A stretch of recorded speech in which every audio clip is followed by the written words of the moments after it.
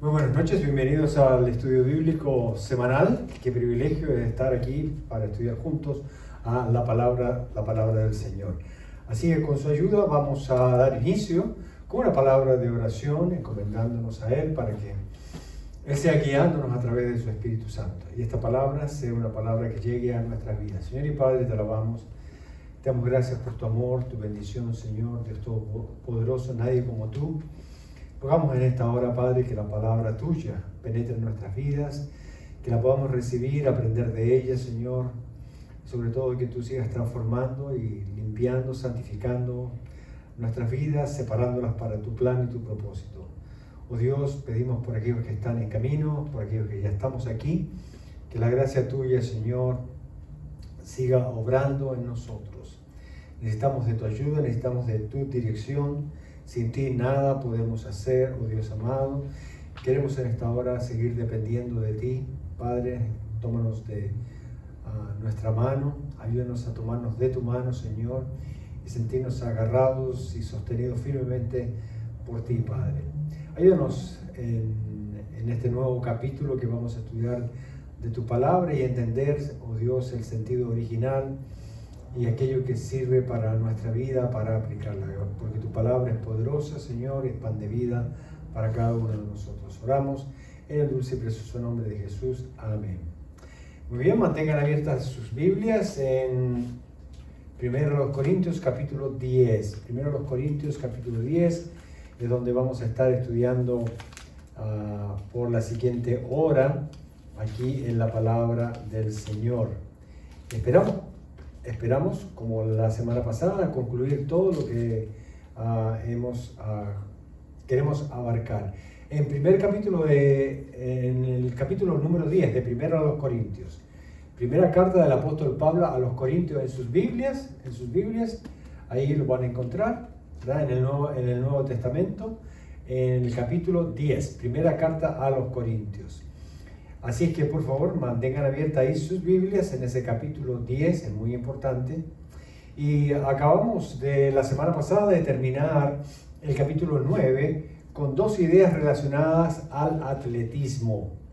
El apóstol Pablo estuvo hablando del corredor y del que hace lucha libre o boxeo en las Olimpiadas, específicamente lo que ocurría en la ciudad de Corinto, que estos Juegos Olímpicos se hacían cada 2 años.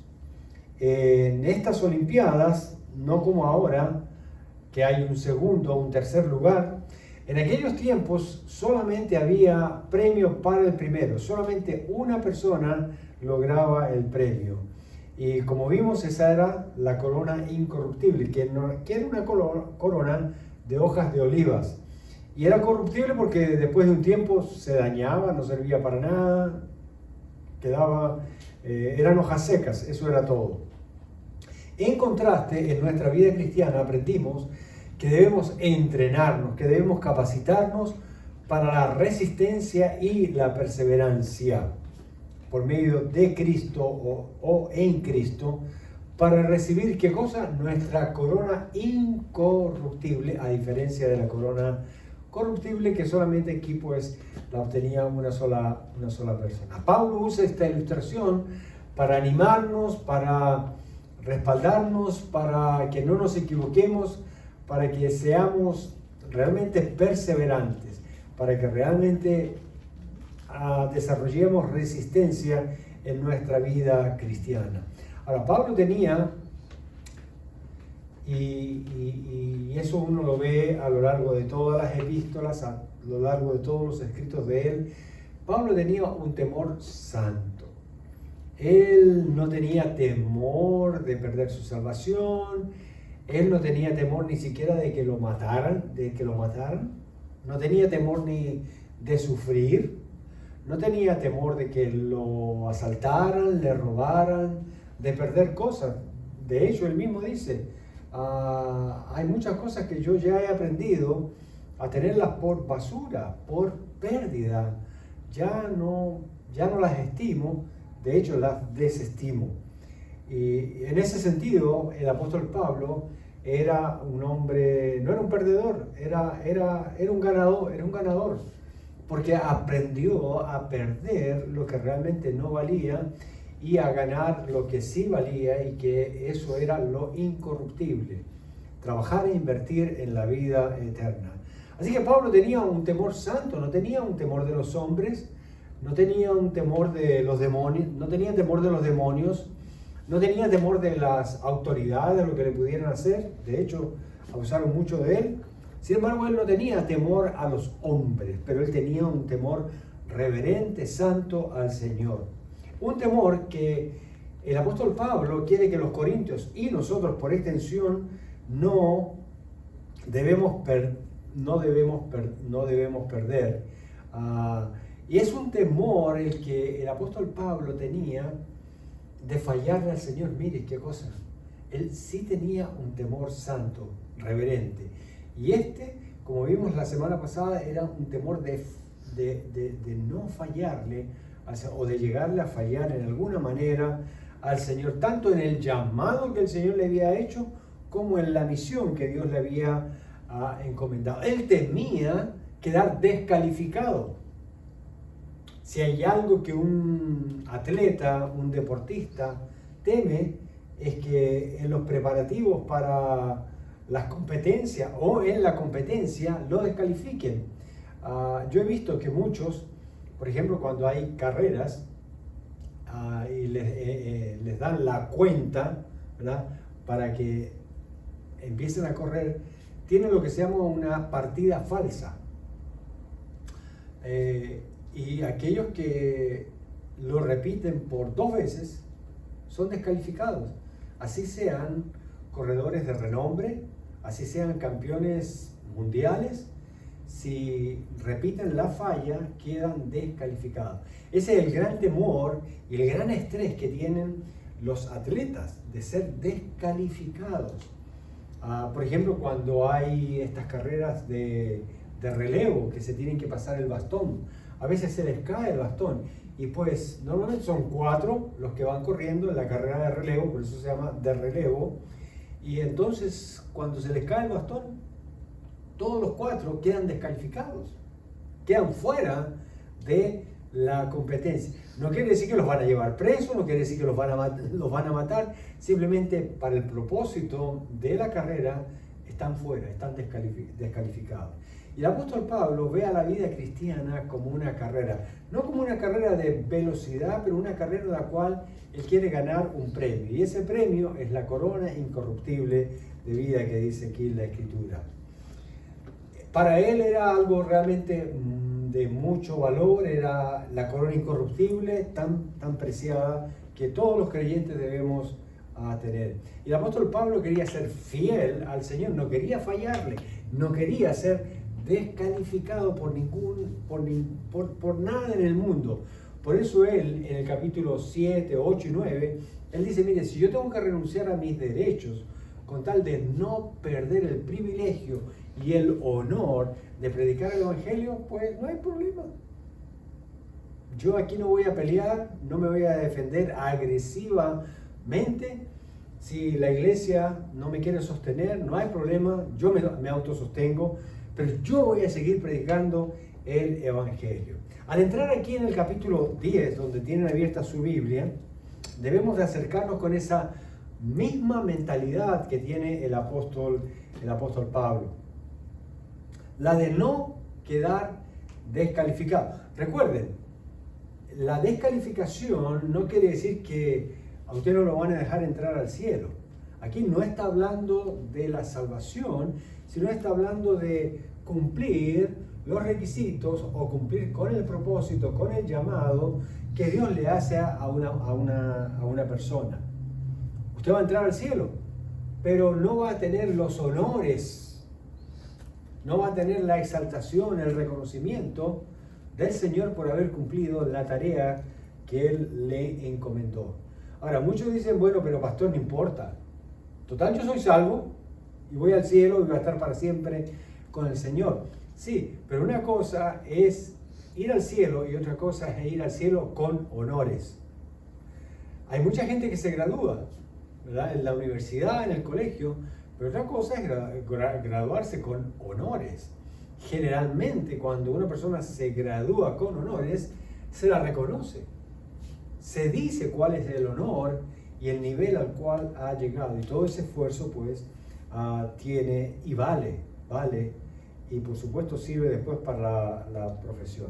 Ahora, no hay honor, repito, y privilegio más grande que participar en la extensión del Evangelio, que es lo que el apóstol Pablo quiere. Hablar de Cristo a otros, que aquellos que no conocen al Señor y que Dios los ha elegido para salvación lleguen a tener ese encuentro con Cristo y puedan realmente se aplique a ellos la predestinación y la elección de la salvación que el Señor ha preparado de antemano, de antes de la fundación del mundo, como dice la Escritura.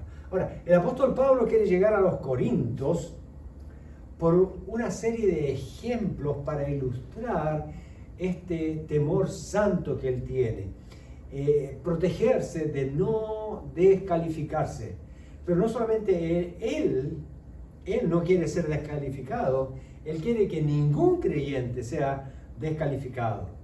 Y él va a comunicar aquí en el capítulo 10 una serie de ilustraciones, ejemplos que ocurrieron en el Antiguo Testamento para nosotros asegurarnos de que califiquemos en todas las cosas que hagamos para el Señor. Sí, la salvación es muy importante, pero también todo lo que el Señor quiere que hagamos en el resto de nuestra vida cristiana. Pablo quiere llevar a los Corintios por una serie de estos ejemplos prácticos de la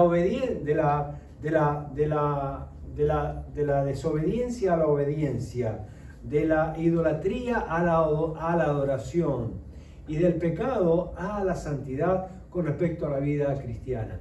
Estas son las tres áreas que realmente el apóstol Pablo quiere insistir en los creyentes para que no vayan a ser descalificados, para que no vayan a quedarse cortos, para que no vayan a deshonrar al Señor, para que ellos no vayan a perder ningún gozo, ninguna bendición que Dios tiene preparada para sus vidas. Así que vamos a leer los primeros 5 versículos de este nuevo capítulo al que entramos a estudiar. En 1 Corintios capítulo 10, versos 1 al 5, dice así la palabra del Señor. Porque no quiero, hermanos, que ignoréis que nuestros padres todos estuvieron bajo la nube y todos pasaron el mar. Verso 2. Y todos en Moisés fueron bautizados en la nube y en el mar. Verso 3. Y todos comieron el mismo alimento espiritual. Verso 4. Y todos bebieron de la misma bebida espiritual porque bebían de la roca espiritual que los seguía. Y la roca, dice, era Cristo. Y el verso 5, el último que vamos a tratar de cubrir esta noche, dice, pero de los demás de ellos no se agradó Dios, por lo cual quedaron postrados en el desierto. ¿Usted cree que Dios puede desagradarse de nuestras vidas hoy en día? Aún viviendo en la gracia de Dios, aún teniendo la seguridad de la salvación. ¿Ese es un rotundo? Sí, por supuesto. Y ese era el temor y el problema que afrontaba el apóstol Pablo. Él no quería ser descalificado. O sea, una cosa es mantenerse en salvación y tener la seguridad de la salvación, pero otra cosa es ser descalificado en el llamado, misión y propósito que Dios nos ha hecho como creyentes. ¿Podemos ser descalificados? Claro. De hecho, un pastor, un diácono, un anciano, un líder, un obispo, pongan los nombres que quieran, un creyente puede ser descalificado de su posición. ¿Cómo? Simple. Pues si no está cumpliendo con lo que tiene que hacer, va a quedar afuera, como la semana pasada vimos, ¿verdad? Los corredores. Por eso ellos se entrenaban, por eso ellos se capacitaban, por eso ellos se esforzaban tanto. Y lo que el apóstol Pablo quiere comunicar es que él lo hacía por temor al Señor, un temor santo al Señor. Ahora, si bien es cierto, en nuestras buenas obras no nos salvan, amén. Sí, pues, no nos salvan. Ellas son el resultado de nuestra salvación. Y a veces olvidamos eso. Ponemos tanto énfasis en que las obras no nos salvan, pero nos olvidamos que las obras son el resultado de nuestra salvación. Que si somos salvos, esta salvación se debe expresar en buenas obras. Efesios capítulo 2, versos 10, 9, 10, 11 y 12. ¿Verdad? Dice, hemos sido creados, ¿verdad?, para buenas obras. Pero ¿qué dice el versículo anterior? Que por gracia sois salvos. Así que el resultado de la gracia y la salvación operando en nuestra vida, el resultado natural, mejor dicho, sobrenatural, ¿no? ¿Es cuál? Pues a andar en buenas obras que Dios preparó, o hacer buenas obras que Dios preparó de antemano. Ahora, creer en Dios significa demostrarlo con hechos, ¿no? Muchas personas piensan que creer en Dios es una cuestión así mística, ¿verdad? Y tú le preguntas, ¿tú crees en Dios? Claro. ¿Acaso yo soy animal? ¿Acaso no soy hijo de Dios? Bueno, pero el diablo también cree, ¿no?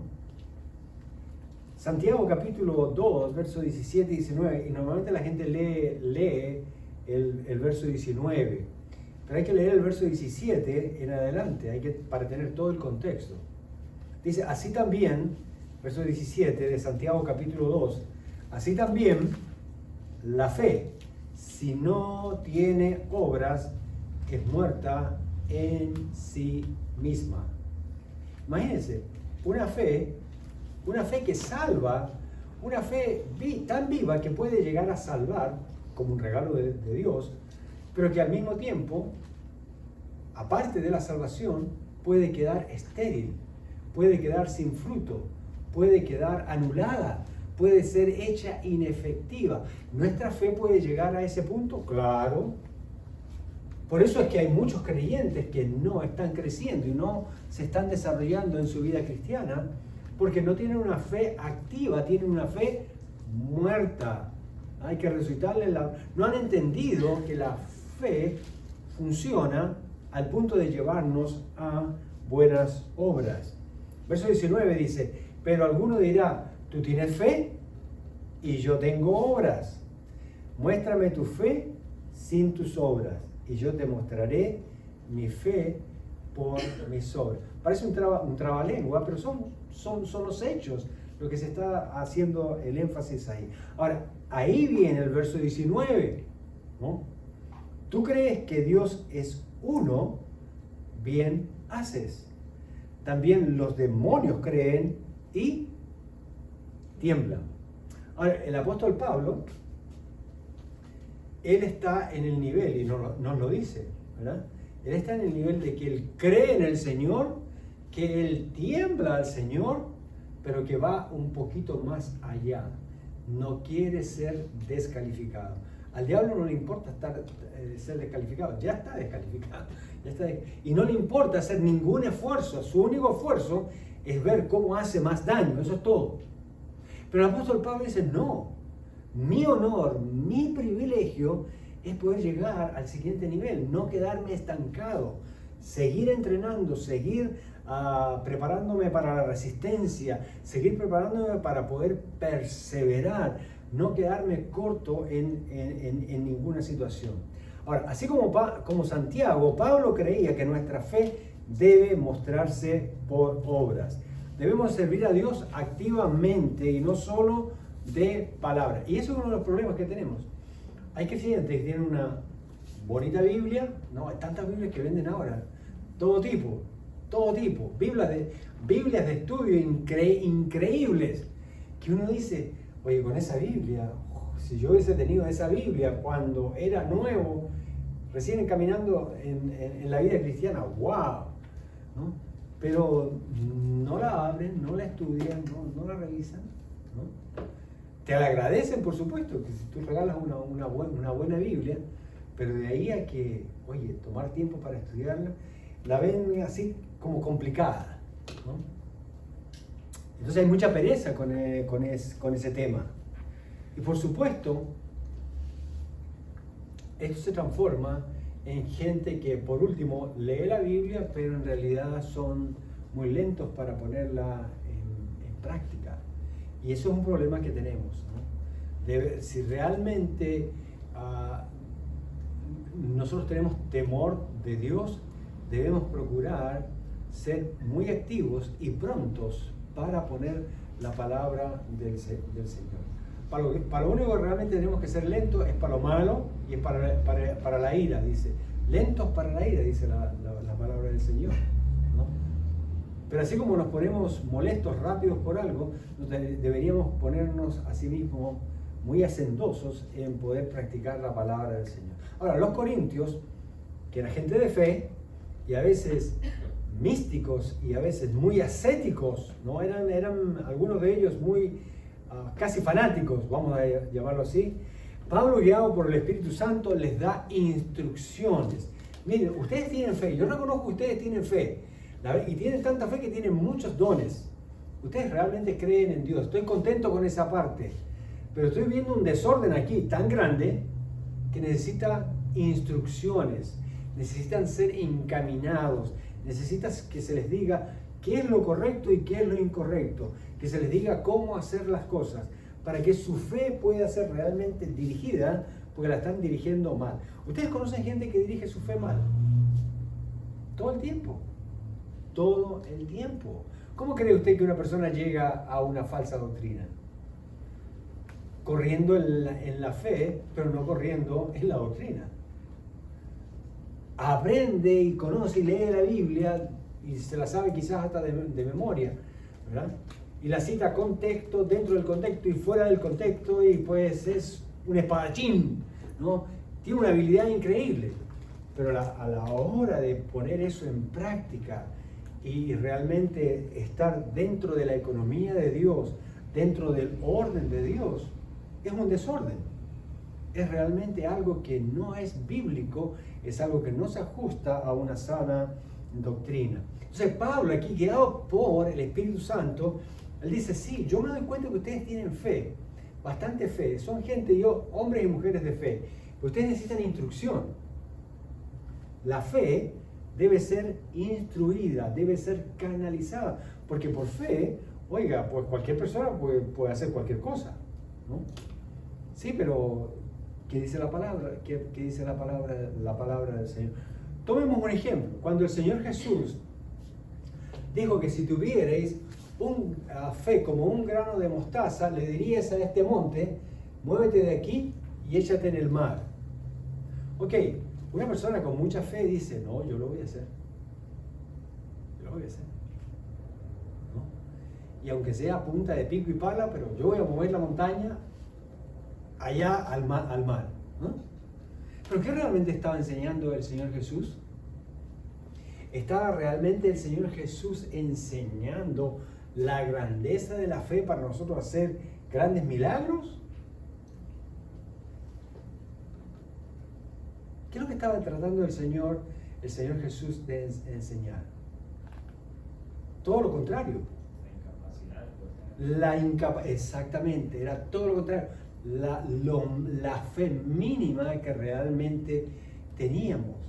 Y que el proyecto de fe o el propósito de la fe, pues él lo ponía en una manera tan grande, ¿verdad?, que nadie lo iba a poder alcanzar. Y usted dice, pero qué irónico que el Señor Jesús, ¿cómo me pone una meta tan grande que no voy a poder alcanzar? Bueno, ese es el punto, ¿verdad?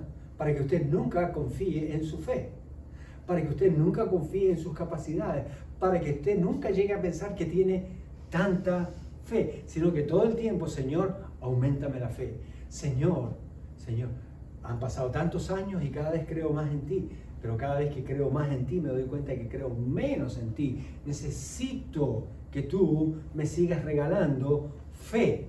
Necesito que tú sigas haciendo crecer la fe en mí. En otras palabras, Cristo enseñó eso para mantenernos en una actitud de humilde fe, o de una fe humilde delante de Él.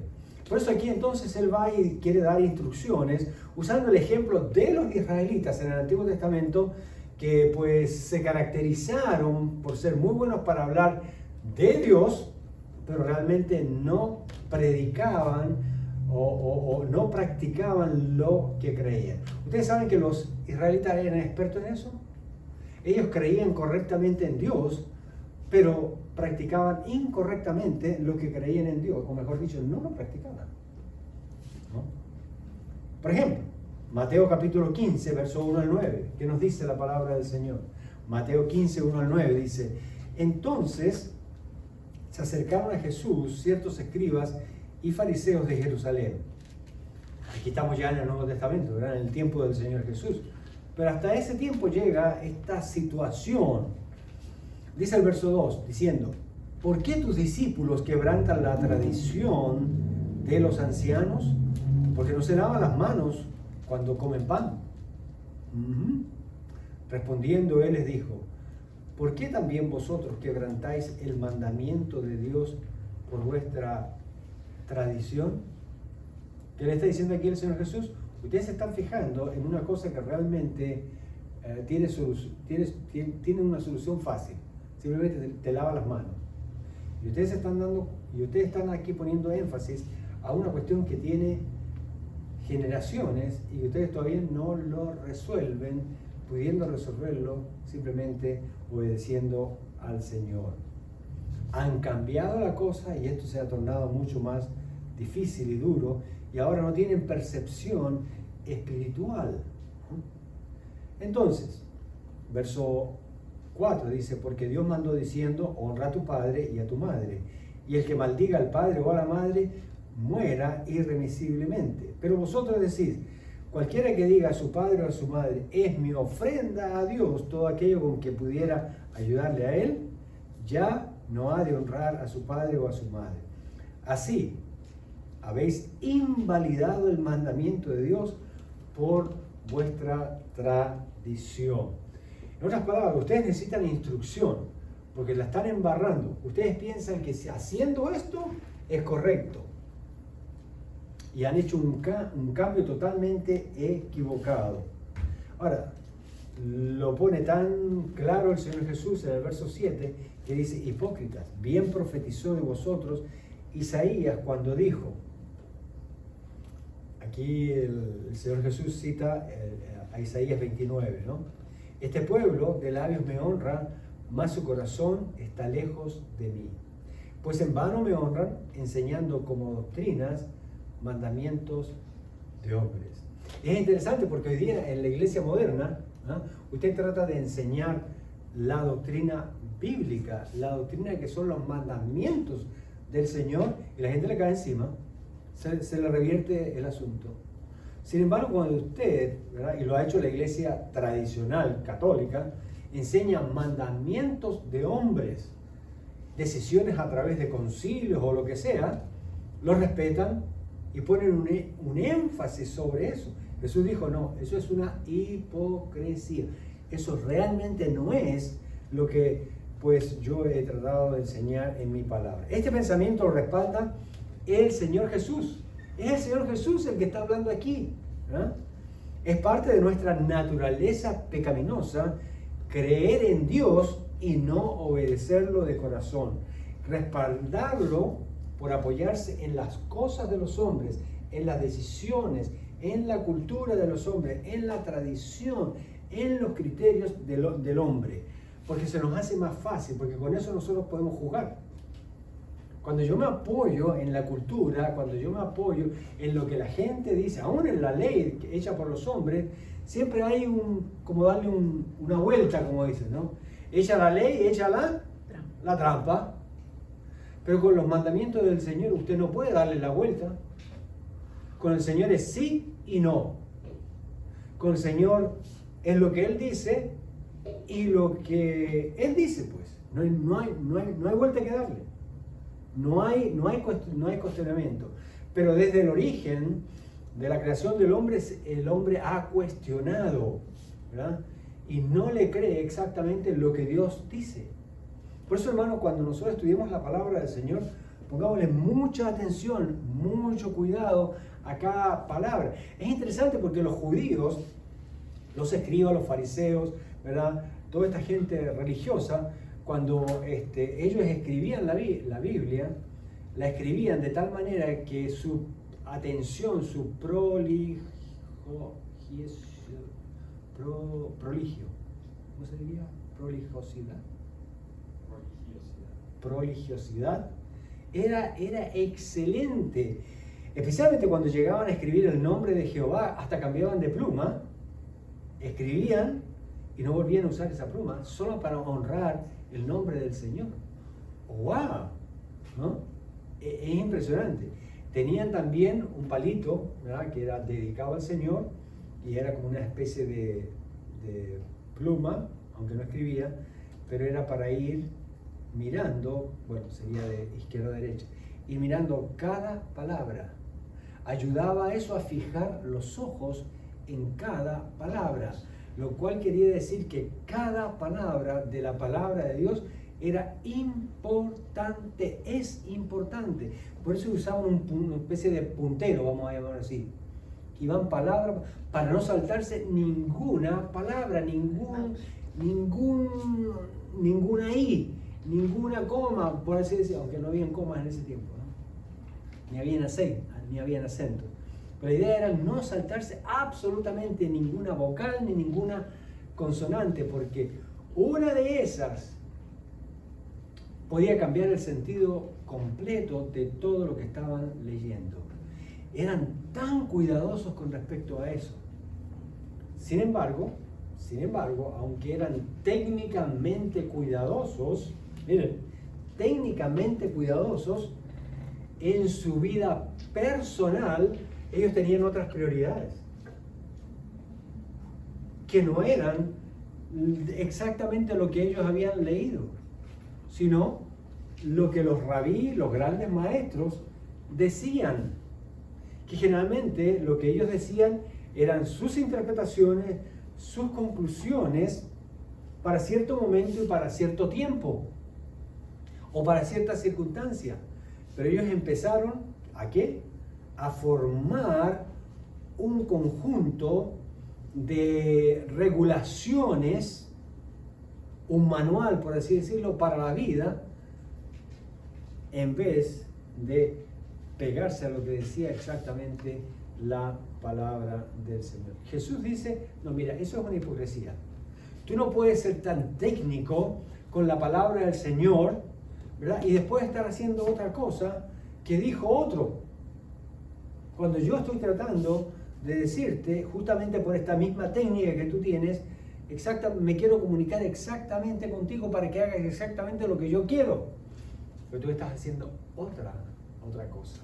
Pablo tenía ese sentido de, ay Dios mío, que yo no vaya a ser descalificado, que habiendo sido heraldo, dice, venga a ser uno que a él, venga un heraldo y le hable a él. ¡Wow! Y nosotros deberíamos tener ese cuidado también con la palabra del Señor. Que el profeta Isaías lo dijo, ¿verdad? Jesús lo citó aquí. Dice pues el Señor, Isaías 29:13, dice pues el Señor, porque este pueblo se acerca a mí con su boca y con sus labios me honra, pero su corazón está lejos de mí. Y su temor de mí no es más que un mandamiento de hombres que les ha sido enseñado. ¿No? En otras palabras, cuando tú le decías a un judío, ¿tú crees, tienes temor de Dios? Claro, yo creo en el temor de Dios, yo tengo temor de Dios. Pero en realidad no lo obedecía. Porque para todo le hacían una trampa. Para todo le hacían una trampa. ¿No? Y no tenían el cuidado de obedecer al Señor. Solamente pues, como uno lee el libro de los Salmos, cada vez que había una aflicción, cada vez que había un problema, entonces volaban, corrían al Señor pidiendo su ayuda, y por un tiempo, eran obedientes. Por un tiempo eran fieles al Señor, por un tiempo hacían todo lo que la palabra del Señor decía. Una vez que vino la calma, una vez que se sentían bendecidos, una vez que se sentían ya estabilizados en la situación, volvió la calma. Ok, volvamos al relajo, sigamos nomás con el rito. Y Jesús dice, no, así no es la cosa. Porque nosotros tenemos la tendencia de ser religiosos de fin de semana. Y la vida cristiana, hermanos, si realmente hemos comprendido lo que es ser un cristiano, es 24 horas, los 7 días de la semana, ¿no? Yo no soy cristiano cuando me levanto y el resto del día, pues hago lo que me da la gana hasta que me voy a acostar. Y entonces al acostarme, hago ahí un acto de contrición, si es que me acuerdo, le pido perdón a Dios por los pecados del día, y para poder no tener pesadillas, entonces digo amén, y ya, y sigo durmiendo.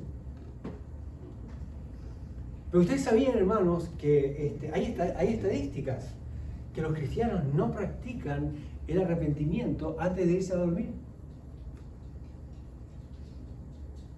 O sea, el arrepentimiento es un asunto que está como reservado para cierto tipo de campamentos, retiros espirituales los llaman, ¿no? Entonces ahí, ¿verdad? Un día al final del retiro, del campamento, de lo que sea, ¿no? Se enciende la fogata, ¿no? Y entonces en un papelito, en blanco, con letra roja, para ser más espirituales, ¿no? No para representar la sangre de Cristo. Y anotamos todos los pecados que hemos cometido pues, en el último trimestre, en el último año, en los últimos 3 años, ¿no? Y en realidad es un autoexamen psicológico, en realidad, no es espiritual eso. Y entonces, ¿verdad? Pasamos a la fogata a tirar la lista de pecados, ¿no? Y decimos que simbólicamente el Señor está quemando toda nuestra maldad. Él es fuego consumidor, ya no me tiene que consumir, ¿verdad? Y hacer chicharrón a mí, pues que lo haga con el papelito donde anoté todos mis pecados. Pero ¿saben qué? Eso simplemente es una técnica psicológica de desahogo. Pero en realidad no hemos pedido perdón al Señor. No hemos experimentado el fuego del Señor, no hemos experimentado el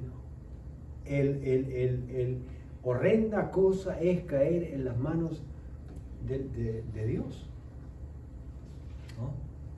Algunos esperan, pues hay unos cristianos que son más espirituales, no esperan la fogata, que es una vez al año, esperan la Santa Cena, que es una vez al mes, porque saben, echan la ley, echan la trampa.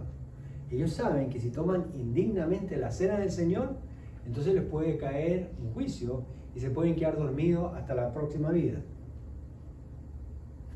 Entonces esperan, ¿verdad? Ese momento cuando en la Santa Cena el pastor dice, hermano, cuidado, ¿no? Nadie aquí venga con las manos inmundas a servirse la cena del Señor. No vengan a tomar indignamente la cena del Señor. Entonces en ese momento, como que de emergencia, ¿no?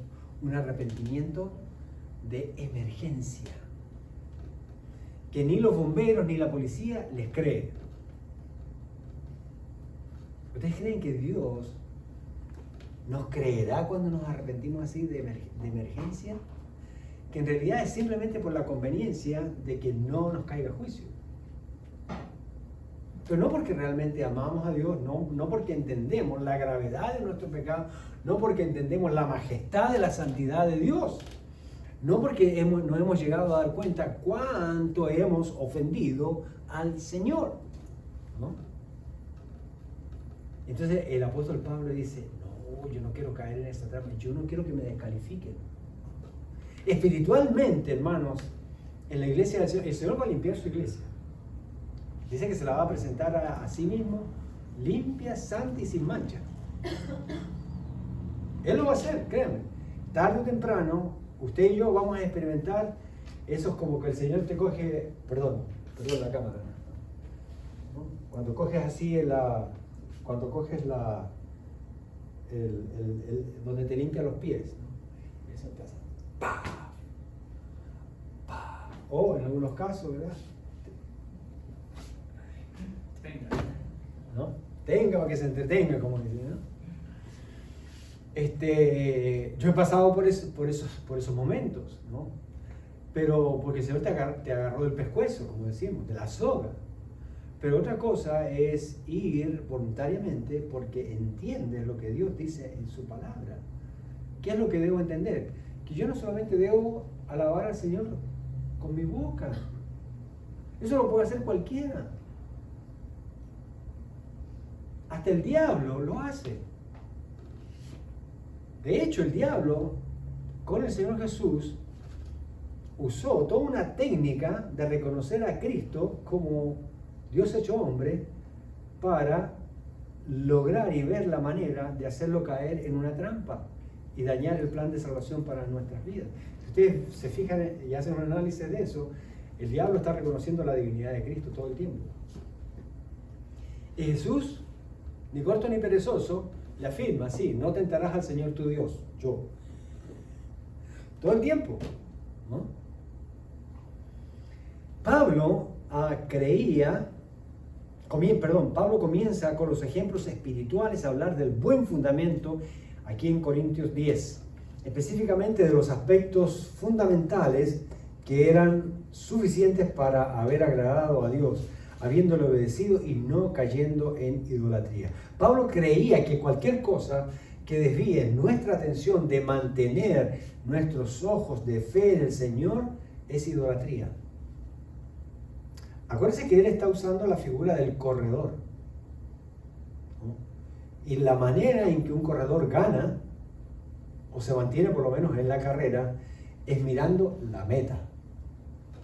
Se pone a mirar para un lado, se pone a mirar para el otro lado, se pone a mirar a los corredores dónde vienen, por supuesto que lo van a ganar. Ahora recuerden que él no quería ganar humanamente, él no estaba compitiendo con otros hermanos, él no estaba compitiendo humanamente en este sentido. Él realmente estaba compitiendo con su naturaleza humana, con sus tendencias, con sus debilidades, compitiendo con su propio orgullo, pero para ganarlo para la gloria de Dios, para ganar esa corona incorruptible, como él dijo en el capítulo 9. Es interesante que la idolatría hace poner los ojos en el objeto de adoración. Ejemplo, donde uno pone sus ojos y se queda mirando, y donde se queda mirando, es donde después, en un proceso de adaptación, terminará aceptando algo que aún originalmente no le gustaba, o que usted sabía que era malo. Por ejemplo, ocurrió mucho en el Perú esto. Hubo un tiempo donde, y acaba de morir, aprovechamos la información, Abimael Guzmán, un terrorista, no sé si alguna vez escucharon de él, un terrorista, un hombre sanguinario, ¿no? Y este hombre mató gente, impresionante. Algo así como Fidel Castro, que mataba por lo menos uno al día. Ese era su pacto con el diablo, matar uno al día, ¿no? Que la gente llegó un momento en que todo el tiempo se escandalizaban, ¿verdad? Cada vez que moría alguien, ¡oh! Pero a medida que pasó el tiempo y fueron matando, la gente como que después como que se empezó a adaptar a eso. Y ya no le importaba o ya no le impactaba tanto, ¿verdad? Es más o menos como lo que pasó al principio con el COVID también. ¿Se acuerdan que la gente que se caía muerta en la calle? ¿No? Bueno, llegó un momento donde, pues, sí, la gente sabía, oh, mira, ahí hay un muerto, ¿no? Pero al principio, todo el muerto, y ya mira, sí, todo el mundo haciendo algo y tal, pero no, y ahora se murió, no. ¿Ya? Ya no te ponías a llorar, ya no tenías miedo, ya no tenías nada. En el caso inverso, con la idolatría pasa exactamente lo mismo. Pablo entendía perfectamente este proceso de adaptación que podía afectar a un creyente. Y los hermanitos de Corintio tenían este problema. Se distraían fácilmente porque a su fe le faltaba instrucción. Por eso el apóstol Pablo escribe la primera carta y la segunda carta, ¿verdad?, para instruir a los hermanos específicamente en cómo debe funcionar, de hecho, su fe. No es importante, ¿verdad?,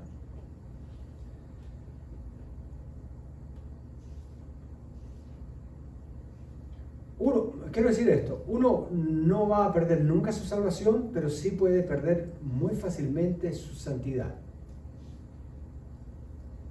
¿Ya? Usted nunca va a perder su salvación, pero usted puede perder su santidad en un minuto, en un segundo. Por una locura, por un pequeño error. Y Pablo está hablando justamente aquí de tener una santidad basada en la palabra del Señor. Por eso él quiere instruir, él tiene un temor de que la gente se desubique. De hecho, ya estaban desubicados con él. Y tanto así que él dijo, no, yo les voy a dar ejemplo. ¿Saben qué? Yo renuncio a mis derechos como apóstol. ¿No? Porque ustedes no han entendido lo que significa realmente seguir a Cristo. ¿Ya? Yo no voy a cambiar mi llamado, mi propósito, mi misión que el Señor mismo me ha dado porque ustedes no me quieren dar una ofrenda o están cuestionando la ofrenda que me quieren dar. No se preocupen por eso. Yo renuncio a eso. ¿No? Yo voy a obedecer al Señor. Eso es mucho más importante. Y él se cuidaba en ese sentido porque él sabía que sí, no voy a perder mi salvación, pero si cometo un error voy a perder mi santidad. Y créame que cuando usted comete, ¿verdad? No tengo aquí un bolígrafo, acá hay un bolígrafo. Nunca me voy a olvidar de este ejemplo, ¿no? No sé si ustedes, ¿de qué color son los puntos que ustedes ven ahí? ¿Ah? ¿Ven algún punto blanco? Blanco. ¿De qué color es el punto que ven ahí? Negro. Ok, ¿y ustedes ven algún punto blanco? Pero si está lleno de puntos blancos. ¿Sí ve? ¿Ve todos los puntos que hay? Hay millones de puntos blancos. Están tan pegaditos que todo es blanco. Ah, no. Exacto. Pero la gente que ve Un punto. el punto negro. Y eso es lo que pasa con la santidad. Le cae una mancha y ¿qué es lo que la gente va a ver? No va a ver el resto del vestido blanco, va a ver ese problema. Y el apóstol Pablo dice, no. Yo me voy a cuidar para no ser descalificado por nada, porque un puntito blanco voy a quedar descalificado.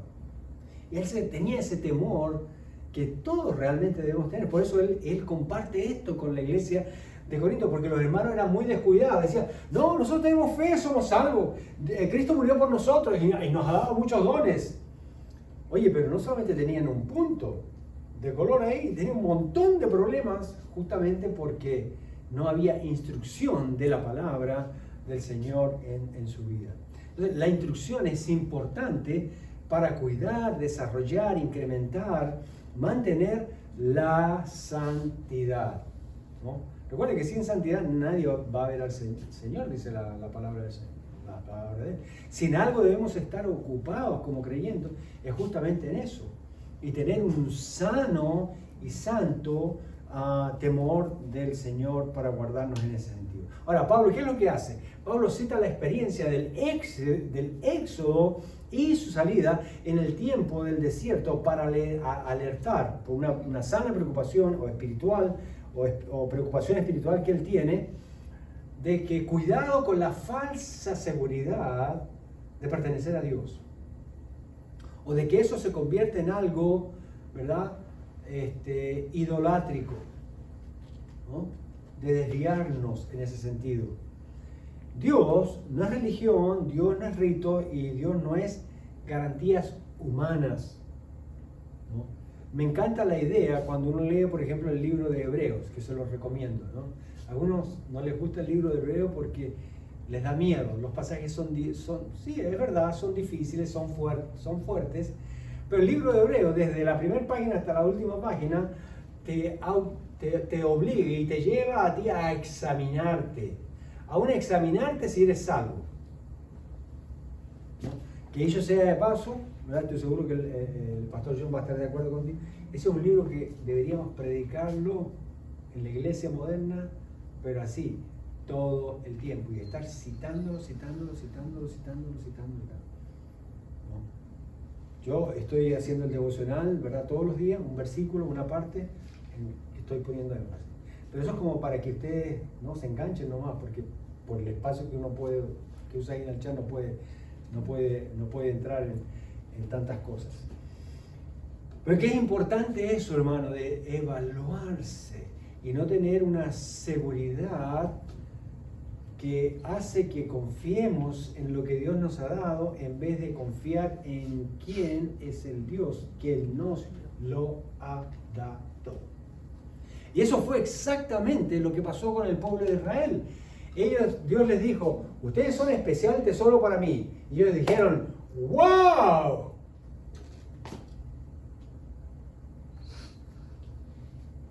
¿Quién no se sentiría, verdad, así? ¿Bien? ¿Tesorito que le digan a uno? ¿Tesorito? No como el chiste que me mandaron hoy día, ¿no? Un señor va a un restaurante, ¿verdad? Sí puedo hacer chiste, ¿no? Cortito. No es espiritual, pero sirve para y van a un restaurante y entonces pues es un matrimonio ya bien mayor, bien mayor. Y entonces está cumpliendo las bodas de oro.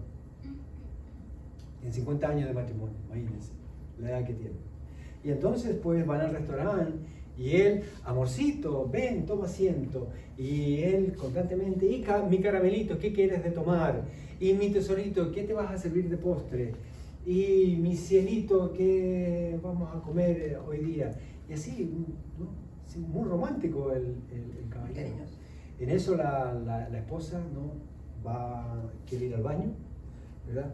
Y entonces la camarera le dice, señor, me dice que usted me cae muy bien, me dice, yo lo veo a usted que es muy romántico, dice, usted usa solamente palabras exquisitas, ¿verdad? Y cariñosas y amorosas para consumir tesorito, cielito, mi reinita, ¿verdad? Mi princesita, que esto, que este otro. Y la nombra toda la lista. ¡Wow! Yo quisiera tener un día un esposo como usted. Dice, ¿y usted cómo hace? ¿Cómo llegó a esto? Bueno, le dice, mire señorita, es muy sencillo, no me acuerdo del nombre.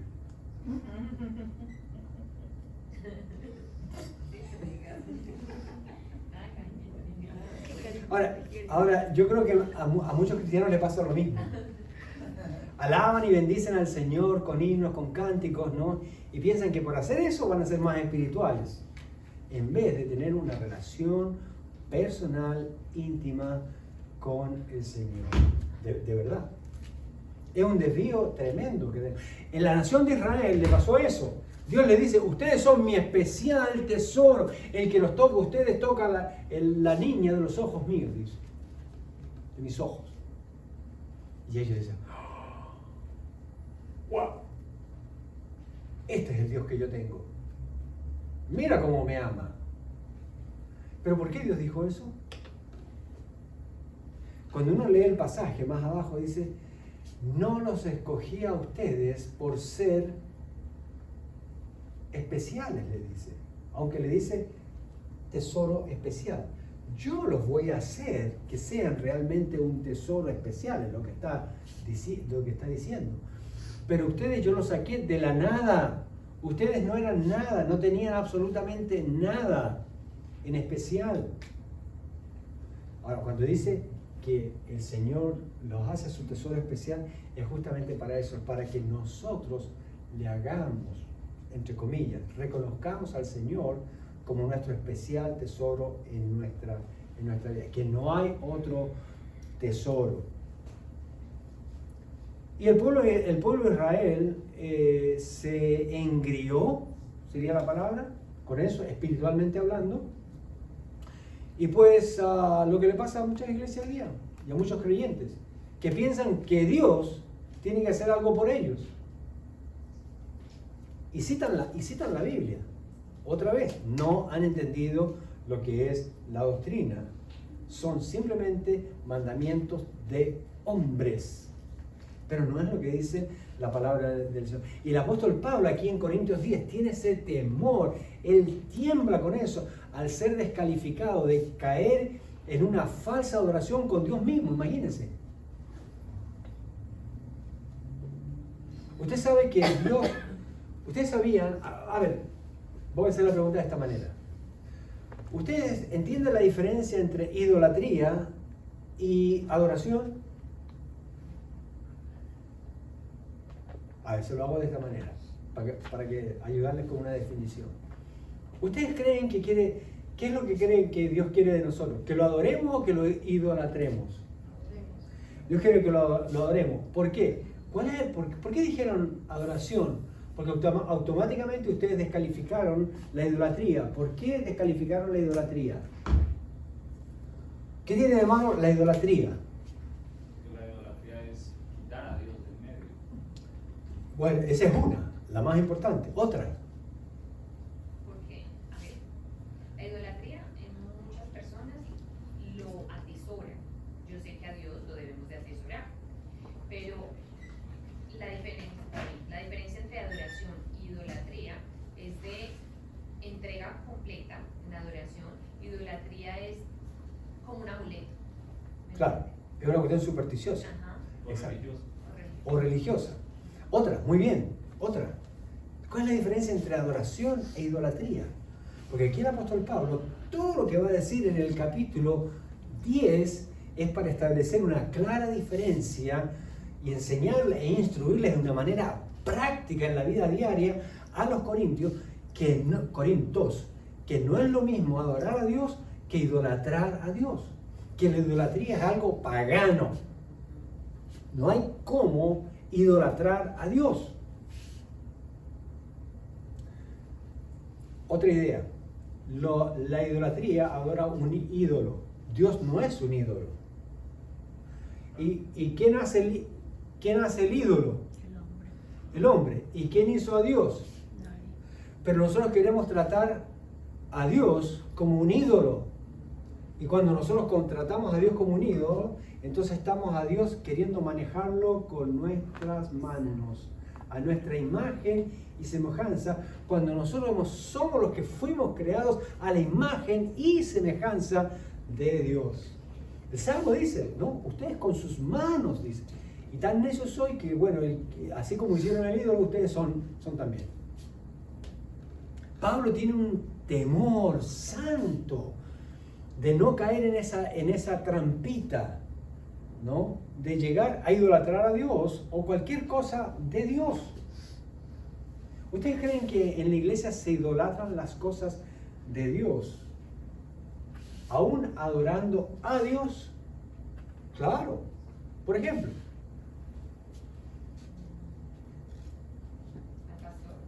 al pastor.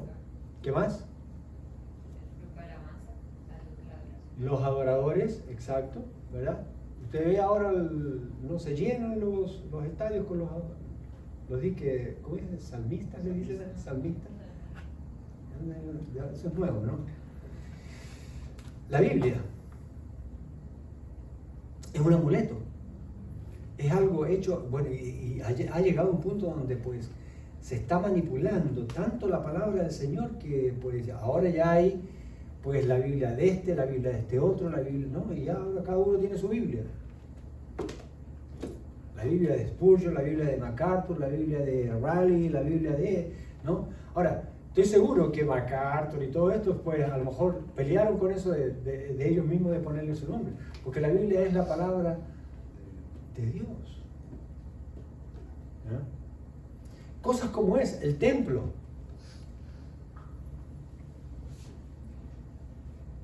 Bueno, vamos a romper esta pared. No. El templo es santo.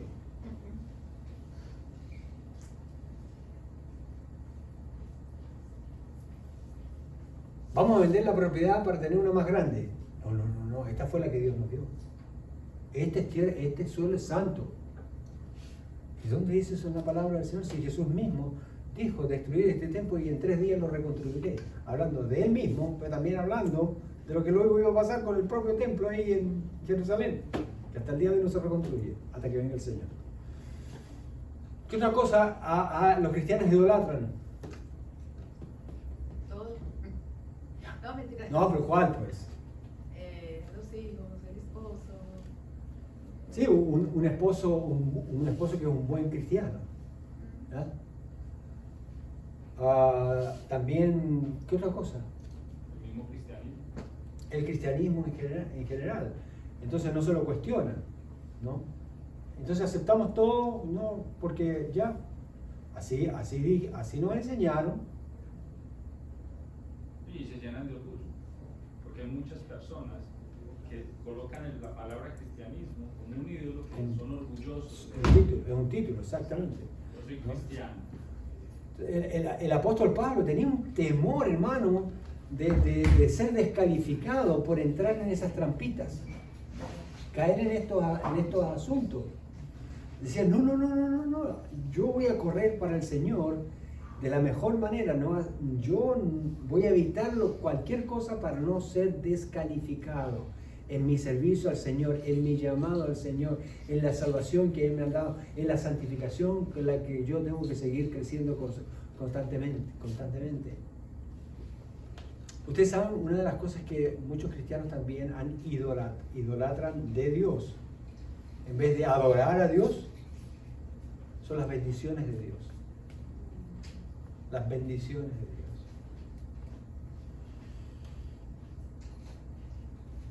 ¿Han escuchado decir y esto no lo escuché mucho, por muchos años, uno pedía testimonio, hermano, vamos a dar testimonio para la gloria y honra del Señor, ¿no? Y ustedes saben cuál era el más común y el primero cuando ya nadie sabía qué decir. Dios me ha dado la vida, es decir. Y dentro de mí yo pensaba, ¿realmente estás alabando a Dios porque te dio la vida o estás alabando tu vida? ¿No? Entonces idolatramos nuestra vida y justamente por idolatrar nuestra vida no vemos todo lo que Dios está haciendo. Pablo decía, yo no quiero ser descalificado en estas desviaciones, en estas curvitas locas. Mira, por causa del tiempo pues nos vamos a quedar aquí, pero no sin leer el pasaje que se supone que teníamos que entrar en detalle, porque todavía no entramos en el versículo 1, esperando que llegaran todos. No, mentiras. Antes de que termine leyendo el pasaje, Vamos a empezar. cuando tú hablas de idolatría, me vino a la mente algo que el mismo apóstol Pablo decía en Romanos. Realmente un ídolo es algo inanimado, algo con lo que tú no puedes tener una relación o aceptar algo de él. Más bien tú lo colocas queriendo que o ves en él todo lo que tú quieres ser, ¿sí? No aceptas que ese ídolo tenga o sea vivo o tenga una relación viva contigo. Es lo que pasa con los ídolos. Cuando Pablo cita en Romanos capítulo 1 versículo 21, que es por lo cual también está hablando de la idolatría, él dice, pues habiendo conocido a Dios, no le glorificaron como a Dios, ni le dieron gracias, sino que se envanecieron en sus racionamientos, y su necio corazón fue entenebrecido, profesando ser sabios se hicieron necios, y cambiaron la gloria del Dios incorruptible en semejanza de imagen de hombre corruptible, de aves, de cuadrúpedos y de reptiles. Idolatría. Exactamente. Ahora, cuando vamos avanzando, versículo por versículo, aquí en el capítulo 10, es interesante como el apóstol Pablo, guiado por el Espíritu Santo, nos va llevando justamente a ese punto de ver exactamente la idolatría en su forma más completa. La palabra final que hay ahí en este capítulo 10 dice, y el ídolo no es nada, para decir que Dios es todo. Y aún más, se las tira tan duro para que reaccionen, ¿no? Y esto es grave, hermano, porque a medida que vamos pasando al capítulo 11, ¿qué hay en el capítulo 11 de 1 Corintios? Lo que mencionamos al principio. Está la celebración de la Cena del Señor. Acuérdense que en los capítulos anteriores, 5, 6 y 7, Se está hablando de comer comida sacrificada a los ídolos que no son nada. Ya ahí dice que no son nada. Pero el apóstol Pablo al final del capítulo 10, justo antes de entrar a lo que es la Santa Cena del Señor, y también a un temita ahí del atavío de las mujeres, cómo se visten las mujeres, dice que ahí hay idolatría. Por lo menos esa iglesia tenía ese problema. Y dice, y el que le sacrifica algo a los ídolos, como que se las tira ahí completas, para que ya algún creyente no tenía un pie aquí y el otro pie acá, se cuadre con el Señor completamente. Le digo, y el que sacrifica a los ídolos, ¿a quién dice que le sacrifica? A los demonios le sacrifica. Y después de eso habla de la Santa Cena. Y antes de eso habla de cómo se visten las mujeres. Pero eso no lo vamos a ver ahorita, ¿ok? Déjenme leerle nomás los versos 1 al 5, muy importante. Dice, porque no quiero, hermanos, que ignoréis. Ahora, cuando él dice esto, no le está diciendo a los hermanos que son unos ignorantes, ¿verdad? Mal educados. No. Él quiere advertirles que no vayan a caer en la trampa de desconocer algo que él tiene miedo de no tener los ojos bien abiertos, pero que él ya los ha abierto y quiere que ellos lo abran, ¿no? Dice, porque no quiero, hermanos, que ignoréis que nuestros padres todos estuvieron bajo la nube y todos pasaron el mar, y todos en Moisés fueron bautizados en la nube y en el mar, y todos comieron del mismo alimento espiritual, y todos bebieron de la misma bebida espiritual, porque bebían de la roca espiritual que los seguía, y la roca era Cristo. Ahora, el verso 5, miren, aquí es donde está el temor de Dios en la vida del apóstol Pablo. No porque fuera a perder su salvación, sino porque él no quería perder su santificación. Que usted la puede perder, ¿recuerdan? El punto blanco, el punto negro que le expliqué. Bueno, dice el verso 5, por lo demás de ellos no se agradó Dios, por lo cual quedaron postrados en el desierto. No dice que perdieron la salvación, pero todos sabemos que ¿qué hizo Dios con ellos? Tiró un juicio y murieron en una sola 23.000. O más, la generación que estuvo en el desierto no fue la que entró en la tierra prometida. Ahora, usted no puede decir que no fueron salvos, ni empezar a hacer especulaciones, porque eso no es el texto. Justamente está hablando de la santidad de Dios. ¿Ya? No hacer cosas que puedan perjudicar o que me vayan a descalificar en mi relación diaria con el Señor. Sí, yo siempre seré salvo, porque Él me salvó. Eso es irrevocable. Pero hay cosas que puedo perder. El apóstol Pablo dice, una de esas es la corona incorruptible, la que yo no quiero perder. Y todo lo que con ello lleva en la vida cristiana. Yo no quiero perder ningún privilegio. Ah, no, pero pastor, yo voy a ser salvo y allá voy a estar para siempre con el Señor. Sí, pero a medida que van entrando algunos, ¿no? Directamente, ¿verdad?, a las moradas celestiales que ha preparado Cristo, Cristo le va a decir, Reinaldo, ven, antes de que vaya a tu casita allá, esa tan linda que tú tienes, ¿no? Mira, tú has sido fiel. Mira lo que tengo para ti aquí. Y Reinaldo va a estar, ¿de verdad, Señor? No, yo te la devuelvo a ti. Y ellos van a estar peleando media eternidad más o menos, ¿no? Ustedes saben cómo es Reinaldo, ¿no? No era para ti. No era para él. Muy cabezón. Y entonces Reinaldo se va a ir, ¿no? Y el Señor lo va a coger y va a decir, Reinaldo, ¿dónde vas? Ven. Pero mira, tú fuiste fiel en esto, te sacrificaste en esto, tenías unos horarios complicados en tu vida, estabas en la peor manera, pero mira, tú fuiste fiel en esto, aquí, que allá. Mira, perdón, aquí hay otra para ti. Y Reinaldo se va a querer ir, ¿no? Ahora, mire, eso que estamos viendo ahorita nosotros, todos los creyentes, de todas las edades, van a estar viendo eso. Ahora usted me dice, si quiere entrar cueteado al cielo, a su casa celestial, o, buen siervo, Sobre poco has sido fiel, sobre mucho te pondré. Mira, aquí hay esto para ti, aquí hay esto. Usted decide eso aquí, hermano. ¿Se ve? Usted puede estar seguro con su salvación, va a ir al cielo, pero otra cosa es entrar con honores, hermano, para la gloria del Señor, para darle todo el honor y la gloria a Él. Amén. Señor y Padre, te damos gracias por tu palabra, por enseñarnos, Señor, y darnos instrucciones para cada día, la mañana, la tarde, la noche, y aun cuando dormimos, Señor, para estar santificando, glorificando a tu nombre.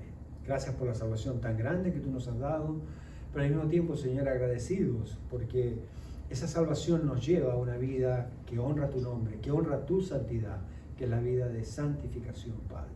Te rogamos que esta palabra, Señor, y estos capítulos que vienen, que son tan puntuales, que son tan específicos, Señor, sean de mucha edificación para tu iglesia, para cada uno de nosotros. Oramos en el dulce y precioso nombre de Cristo Jesús. Amén. Hermanos, que el Señor les bendiga, que tengan un precioso día.